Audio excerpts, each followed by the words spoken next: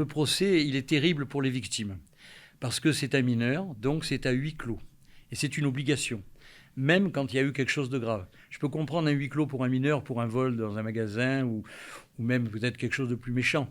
Mais quand il y a un meurtre, il y a des victimes qui sont touchées très gravement. Moi, j'ai été solide, mais il y en a qui sont moins solides que moi. Alors déjà, le huis clos, que je comprends.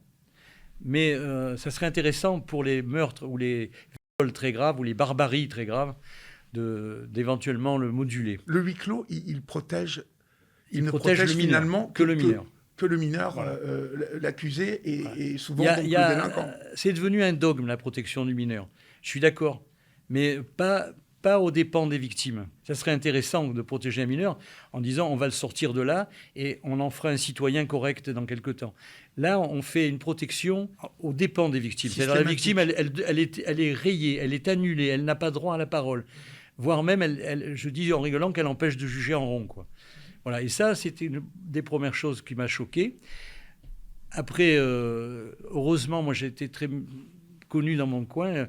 Ça m'a permis de mettre une pression. Donc, le jugement a été très correct, je le dis.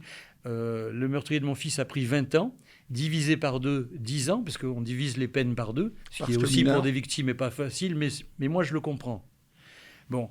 Et ensuite, si vous voulez, il a fait 7 ans et demi de réel, parce que il aurait pu faire que 5 ans, mais parce qu'il avait un très mauvais comportement, même en prison.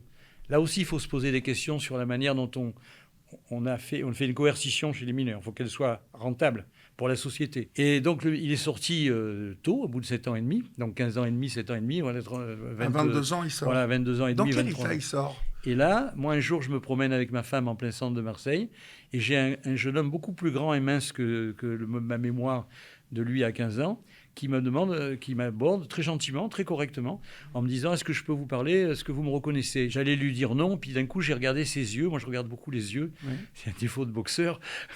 Et je lui ai dit « Oui, je vois qui vous êtes et je ne veux pas vous parler. » D'abord parce que, si on parle du pardon tout à l'heure, le pardon, c'est pas possible pour moi. Ce qui a été fait est irrémédiable. Par contre, si vous devenez un type bien, tant mieux pour les autres.